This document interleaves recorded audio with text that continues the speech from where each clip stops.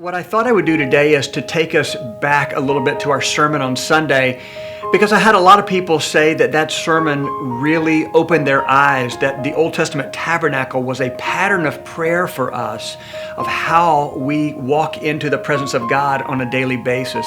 If you were not here Sunday, we're providing a link for you to our media page, and specifically the sermon that we had on Sunday morning, and I would encourage you to listen to that sermon. And then we have another link that will take you to our YouVersion page, where you can actually see the sermon, see the scriptures, the pictures that go with it, and that's really, really important for what we're talking about. What I thought I would do is look at the first two aspects of what the Old Testament tabernacle teaches us about walking into the presence of God. And what we said is that when the people walked into the outer courts of the temple, that really was a representation of having gratitude in our lives. That's why Psalm 100 verse 4 tells us to enter the gates of the Lord with thanksgiving in our hearts. And gratitude or praise is about thanking God for what He has done for us.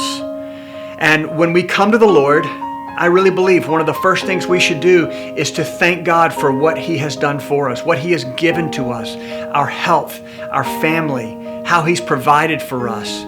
So many things God has done, and yet we forget to say thank you. We so easily default to a general thank you for everything instead of saying, Lord, I want to thank you one by one for the blessings you've given to me.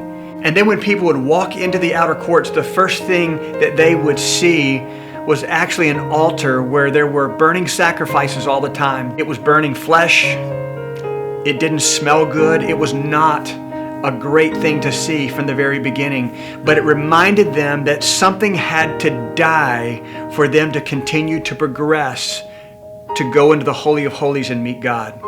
And that should remind us of the cross and what Jesus did for us, and make us so grateful for the cross. And so after you have started your time in prayer, make sure that you take time to just focus and remember the cross, and remember the kindness and the grace and the mercy of the cross of Jesus Christ.